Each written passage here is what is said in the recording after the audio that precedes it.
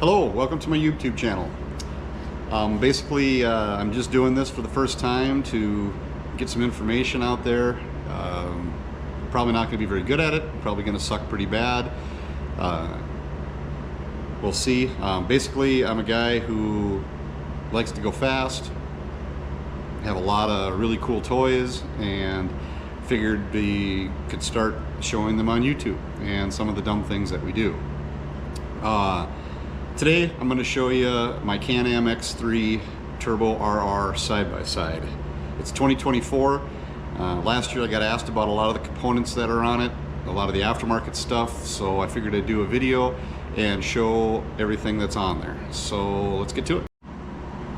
So basically this is my Can-Am side-by-side. It is set up for winter mode right now because I use it as a plow truck. Forgive the mess. It is a Turbo RR, black as you can see. I'll try to walk around it here and give everybody kind of a look of everything. There's a lot of added on components. The flares, the Milwaukee Packout. I've got lights all over it. No whips, I'm not a whip guy. But just to give everyone an idea of everything.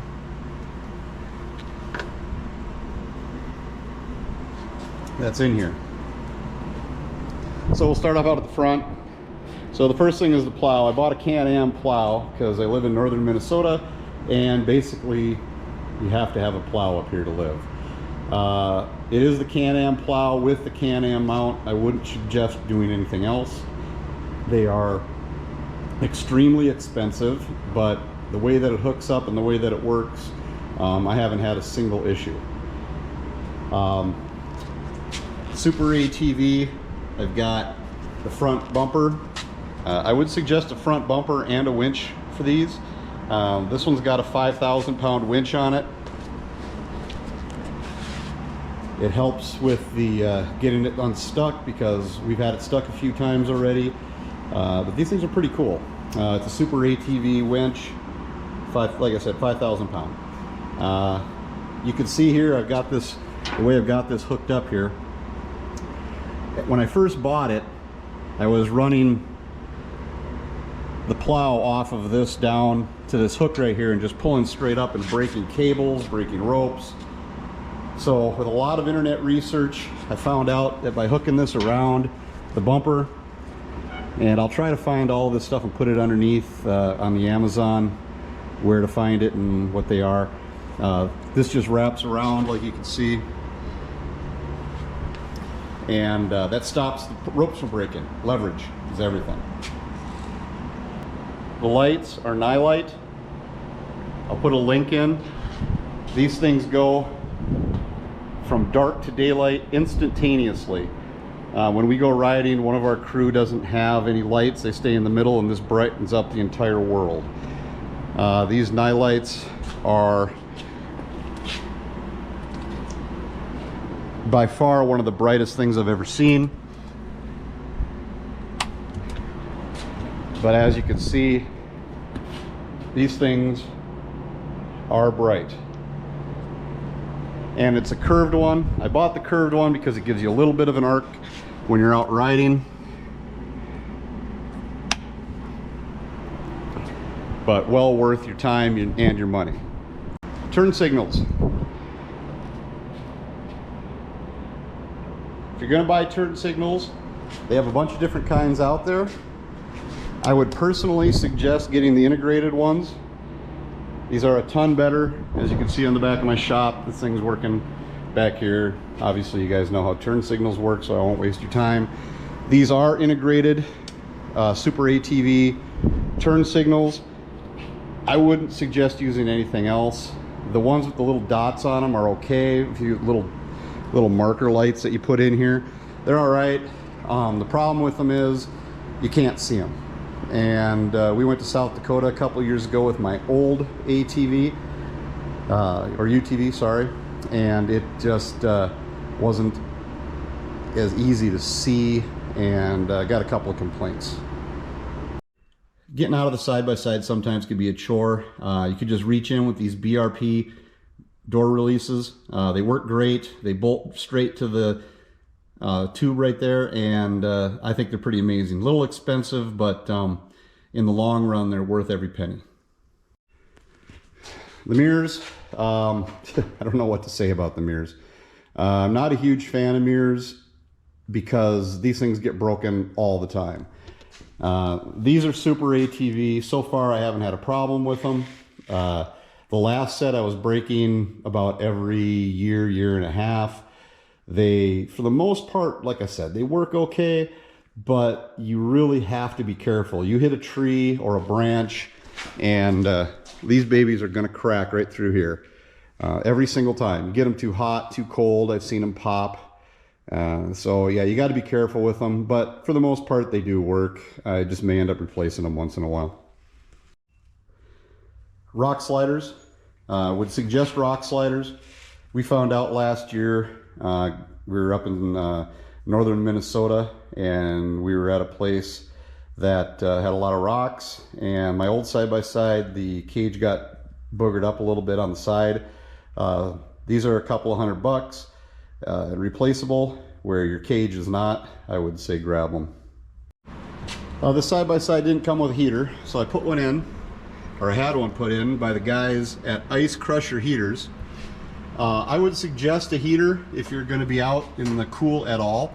I don't have side windows, and it does keep it pretty warm in here. I mean, even at 10 below, it's still probably in the 20s, so it's livable when you're out doing things.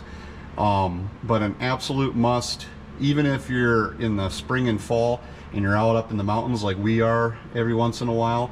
The front windshields have a tendency to fog up on these things, and when they fog up, you need something in order to cause it to you know, defrost it, and this thing works pretty good.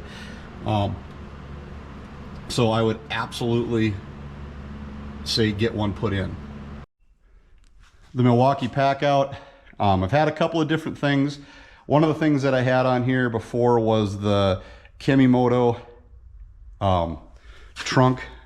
For the most part, those trunks do work okay, but there is zero room in them.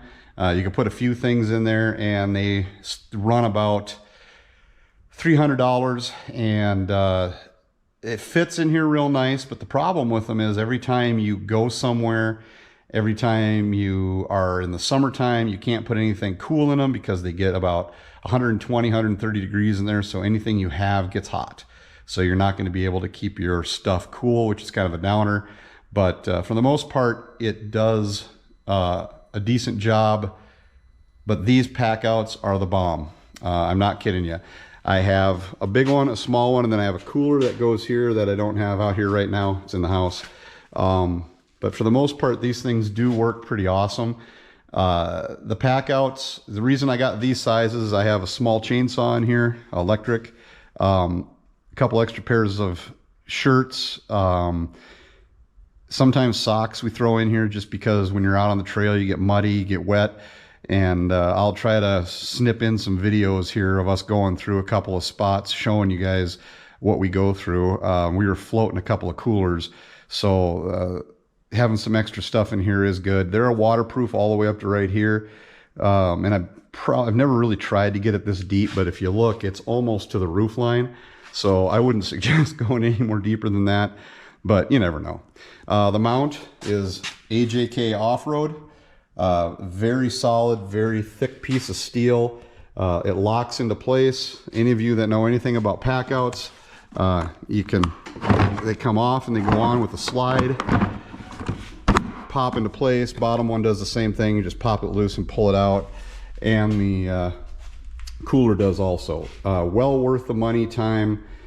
These things are probably the best investment I've made. I got black.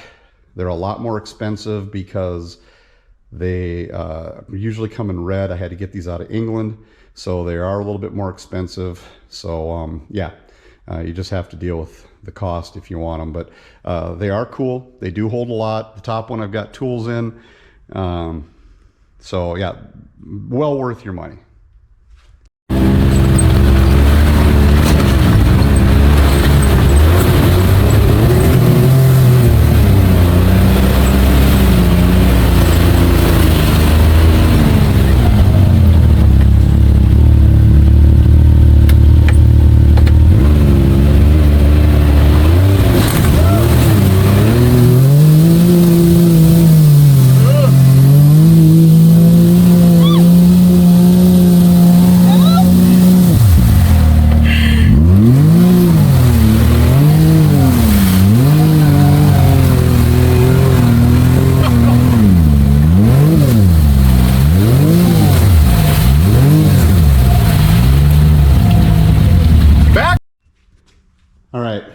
going to show the fender flares.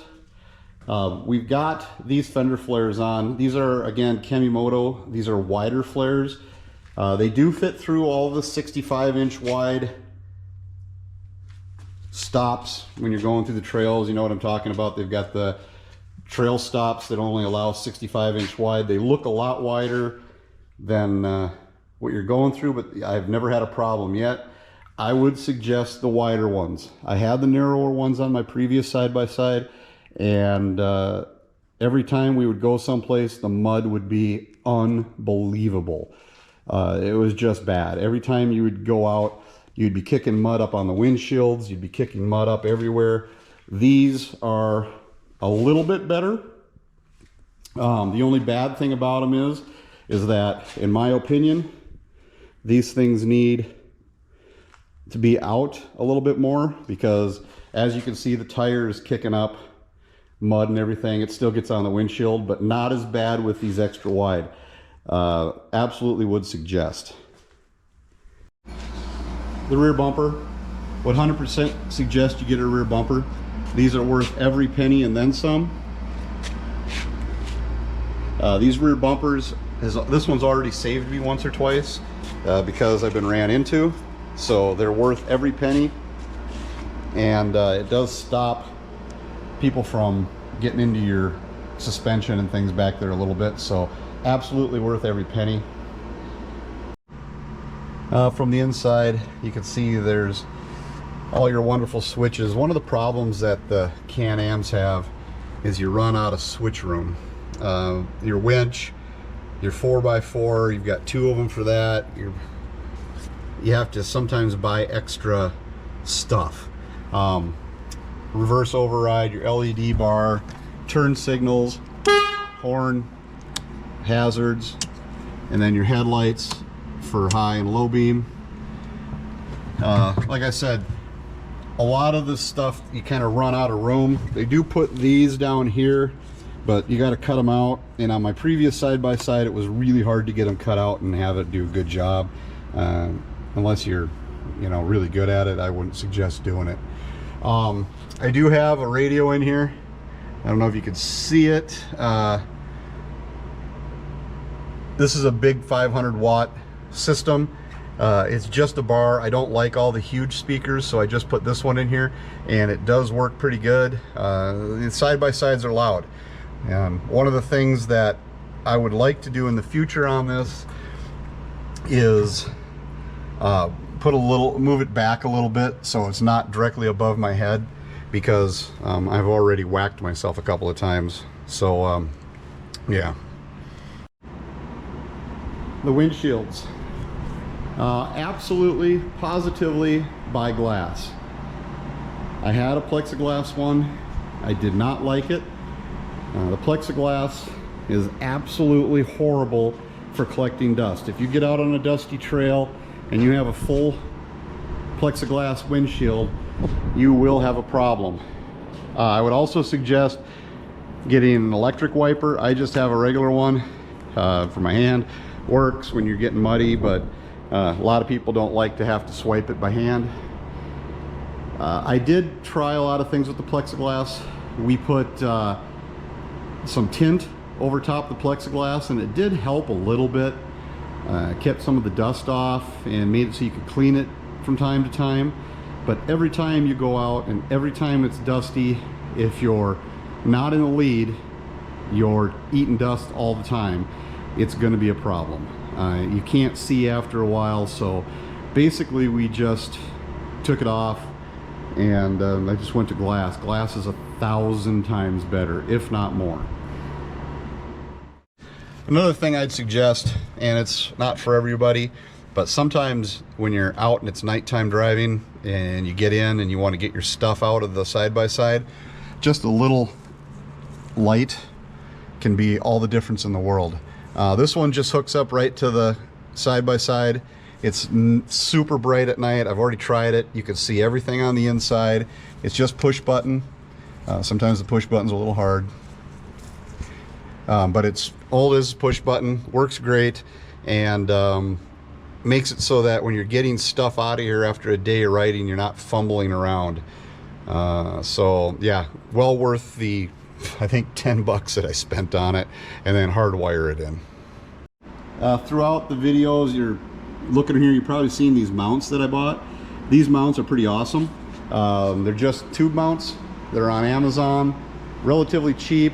I used them back for the bumper and the license plate back there. I also used them up front here for the nightlights because there was nothing to mount to the nightlights to. So all in all, those do work pretty cool. Would absolutely suggest getting them. As we're going out this year, I'll be putting GoPros on the side-by-side in various locations. As we're doing that, I will be using those for mounts. So yeah, if there's any questions, hit me up. Like I said, real quick video. Oh, in the back window, I guess I should talk about that. I just got the plastic one. I'm not a big fan of hard windows in the back because the dust that comes in is pretty epic on these things. But yeah, for the most part, you kind of want that plastic one back there. Let some more air in and out, so it does make things a lot better. Oh, and the roof came with it. Not a lot to say about it. When you get the RR model, it does come with a roof. A little bit about the side-by-side. It is a Can-Am RR. This thing is bad. It is flat bad. Now, from the factory, this thing will only, yes, only, do 90 miles an hour. They have a speed sensor on it that does stop it at 90. I can promise you this thing will go a lot faster than that. These turbo RRs are nothing but evil. This thing is super fast, it's super quick. Everything on it is just top of the line. I cannot even begin to tell you how much I love this thing. It is badass. I like black, so that's why I got all blacked out. I'm kind of a idiot when it comes to the black things, so I do like my black, except for the plow. They don't come in black, so yellow it was. But as you can see, it's quite the nice toy. We're gonna go to South Dakota this year. I do plan on doing videos of all of our rides. So as the time goes by, we go somewhere every year. Last year we were in northern Minnesota, up by the Ely area. Was before I did YouTube videos of it and stuff. Maybe we'll go back there and do one someday. But for the most part, this is the side-by-side and all of the toys that are on there, the accessories, like I said. This thing did come in at a whopping $31,000, which I thought was a little on the high side, but for the most part, I rolled my other one. I'll show a video or a couple of pictures of it in this video. But yeah, this thing is cool. They are fun. It is super fast. I do have a set of 32-inch rims for it sitting on the other side of the my piles of junk over there. So those will go on it before we go to Wyoming this spring. June, actually, not spring, summer. We're going to the Bighorns, and we're spending a week up there side-by-side and taking these out. I have a friend who has a Can-Am. I have another friend who has a CF Moto, and we have a Wildcat, an older Wildcat.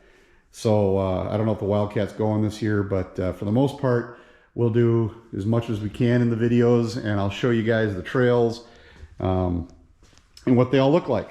So yeah, anyway, there's my first video.